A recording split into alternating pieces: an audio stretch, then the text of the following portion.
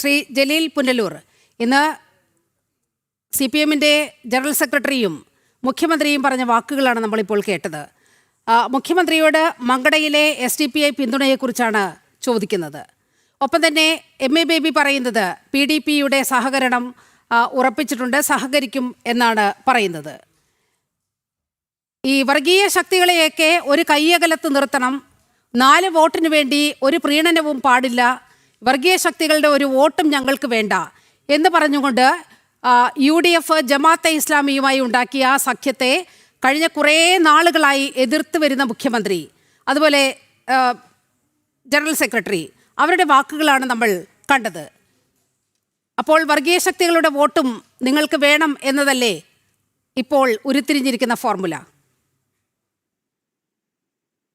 അല്ല, അതുമായി ബന്ധപ്പെട്ട് പറയുമ്പോഴേ ഇപ്പൊ നേരത്തെ നീലിമ പറഞ്ഞതുപോലെ 12 നാളുകളാണ് ഇനിയിപ്പോൾ തെരഞ്ഞെടുപ്പിന് ബാക്കിയുള്ളത്. നമ്മുടെ രാജ്യ ചരിത്രത്തിലെ വളരെ നിർണായകമായ ഒരു തെരഞ്ഞെടുപ്പാണ് കേരളത്തിൽ നടക്കുന്നത്. സ്വാഭാവികമായും പതിവിന് വിപരീതമായി പുതിയ ഒരു തലമുറ വോട്ട് ചെയ്യാൻ പോകുന്ന ഒരു തെരഞ്ഞെടുപ്പാണ്. ഇന്നത്തെ ഒരു സമൂഹം പഴയതുപോലെയല്ല, അവർ ഒരു പരിഷ്കൃതമായ ഒരു സമൂഹമാണ്. ആ പരിഷ്കൃത സമൂഹം ആഗ്രഹിക്കുന്നതും അവർ അഭിലഷിക്കുന്നതും സാമൂഹിക സുരക്ഷയും നാടിന്റെ പൊതുവികസനവും ചർച്ച ചെയ്യാനാണ്. തീർച്ചയായിട്ടും ഇത്തരം വിഷയങ്ങൾ ഉയർത്തിക്കാട്ടിക്കൊണ്ട് സമഗ്രമായ ചർച്ചയ്ക്കും സംവാദത്തിനും വേദി ഒരുക്കേണ്ടവരാണ് ദൃശ്യമാധ്യമങ്ങൾ. എന്നാൽ നിർഭാഗ്യവശാൽ കേരളത്തിലെ ചില മാധ്യമങ്ങൾ, ജനൻ TV അടക്കമുള്ളവർ ബാലിശമായ വാദങ്ങളും വിവാദങ്ങളും ഉയർത്തിക്കൊണ്ട് ഈ തെരഞ്ഞെടുപ്പിനെ ഒരു അപരിഷ്കൃത യുഗത്തിലേക്ക് കൊണ്ടുപോകാനാണ് ശ്രമിക്കുന്നത്.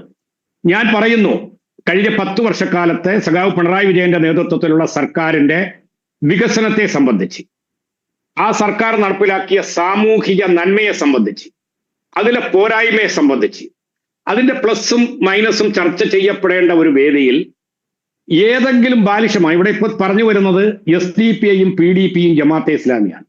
അപ്പൊ നിങ്ങളുടെയൊക്കെ വർത്തമാനം കേട്ടാൽ തോന്നിപ്പോകുന്നത്, നിങ്ങളുടെ വികസന നയത്തിൽ, ഈ വികസന കാഴ്ചപ്പാടിലൊക്കെ നിങ്ങൾക്ക് ഇത്ര കോൺഫിഡൻസ് ഉണ്ടായിരുന്നെങ്കിൽ എന്തിനാണ് നിങ്ങൾ ഈ വർഗീയ ശക്തികളുടെ വോട്ട് പിന്തുണ വാങ്ങും എന്ന് നിങ്ങൾ പറയുന്നത്? ഇതങ്ങനെയല്ലായിരുന്നല്ലോ പറഞ്ഞുകൊണ്ടിരുന്നത്. വെൽഫെയർ പാർട്ടിയുമായി UDF സഖ്യത്തിൽ ഏർപ്പെട്ടപ്പോൾ നിങ്ങൾ പറഞ്ഞത് അങ്ങനെയല്ലല്ലോ.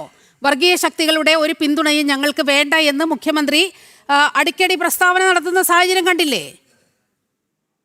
അപ്പോൾ നിങ്ങളുടെ ഈ 10 വർഷത്തെ പെർഫോമൻസിൽ ഒരു കോൺഫിഡൻസ് ഇല്ലായ്മ നിഴലിക്കുന്നുണ്ട്. അതുകൊണ്ടായിരിക്കില്ലേ പുറത്തുള്ള വർഗീയ ശക്തികളെ കൂടി കൂട്ടിക്കൊണ്ട് അടുത്ത 3ാം ഭരണ തുടർച്ചയിലേക്ക് നിങ്ങൾ ശ്രമിക്കുന്നതിന്റെ കാര്യം?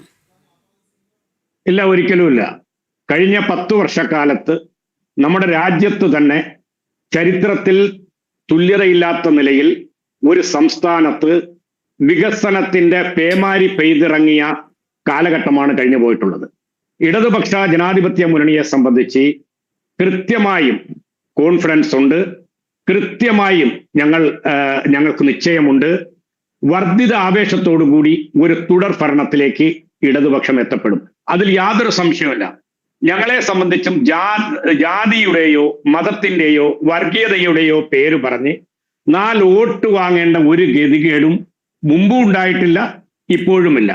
എന്ന് മാത്രമല്ല, ഞാൻ നേരത്തെ പറഞ്ഞതുപോലെ പുതുതലമുറ പരിഷ്കൃത സമൂഹത്തിന് മുമ്പിൽ നിങ്ങൾക്കപ്പോ PDP-യുടെ വോട്ട് വേണ്ടേ? PDP-യുടെ വോട്ട് വേണ്ട എന്ന് പറയോ? അതുപോലെ SDPI-യുടെ വോട്ട് വേണ്ട എന്ന് പറയോ? ഈ വികസനം മാത്രമാണ്, ഈ പുതുതലമുറയെ കണ്ടുകൊണ്ടുള്ള ഈ വികസന സങ്കല്പങ്ങൾ മാത്രമാണ് നിങ്ങൾക്കുള്ളതെങ്കിൽ ആ വോട്ട് വേണ്ടെന്ന് പറയുന്നതല്ലേ കുറച്ചുകൂടി നല്ലത്? അല്ല, തീർച്ചയായിട്ടും ഞങ്ങളുടെ ഒന്നാമത്തെ പരിഗണന വികസനത്തിന് തന്നെയാണ്, സാമൂഹ്യ സുരക്ഷയ്ക്ക് തന്നെയാണ്. അത് ഉയർത്തിക്കാട്ടിക്കൊണ്ടാണ് വോട്ട് ചോദിക്കുന്നത്. പിന്നെ ഈ ഉയർത്തുന്ന വാദങ്ങളൊക്കെ തന്നെ ബാലിശമാണ്. എന്നാൽ പോലും ആ ബാലിശമായ വാദങ്ങൾക്ക് മറുപടി പറയേണ്ട ബാധ്യത ഞങ്ങൾക്കുണ്ട്. PDP-യും SDPI-യും ജമാഅത്തെ ഇസ്ലാമിയും ഒക്കെ ഈ സംസ്ഥാനത്തും ഈ രാജ്യത്തും എന്താണെന്ന് കൃത്യമായി ബോധ്യമുള്ളവരാണ് നമ്മുടെ സാമൂഹ്യ ബോധമുള്ള എല്ലാ മലയാളികളും. ഏതെങ്കിലും ഒരു മണ്ഡലത്തിൽ ഏതെങ്കിലും ഒരു സ്ഥാനാർത്ഥിക്ക് അനുകൂലമായോ പ്രതികൂലമായോ ഏതെങ്കിലും നിലയിലുള്ള ഒരു ഇടപെടൽ നടത്താൻ പ്രാപ്തമായ ഒരു ചെറു പാർട്ടികളും വർത്തമാനകാലത്ത് ഇല്ല എന്നുള്ളത് കൃത്യമായി തെളിഞ്ഞിരിക്കുകയാണ്. കേരള രാഷ്ട്രീയം ശ്രീ ജലീൽ തെരഞ്ഞെടുപ്പിന് പുനലൂർ, 10 ദിവസം ഇപ്പോൾ നമ്മൾ ആ മുമ്പ് സ്ക്രീനിൽ കാണിക്കുന്ന ദൃശ്യങ്ങൾ തൃത്താലയിൽ നിന്നുള്ളതാണ്. അവിടെ CPM-ന്റെ കൊടിക്കൊപ്പം ആരുടെ കൊടിയാണ് ഉള്ളതെന്ന് നോക്കൂ. നിങ്ങൾ PDPക്ക് വലിയ പ്രാധാന്യമൊന്നും കൽപ്പിക്കുന്നില്ലെങ്കിൽ എന്തിനാണ് അവരെ ഈ CPM-നൊപ്പമുള്ള ജാഥയിലൊക്കെ പങ്കെടുപ്പിച്ചുകൊണ്ട് ഇങ്ങനെ പോകുന്നത്? അപ്പോൾ PDPയെ ഒപ്പം നിർത്തേണ്ടത് ഒരു അനിവാര്യതയാണ് ഈ തെരഞ്ഞെടുപ്പ് കടന്നു കയറാൻ എന്നതല്ലേ വളരെ കൃത്യമായ കാര്യം. ഞാൻ അങ്ങയിലേക്ക് വരാം.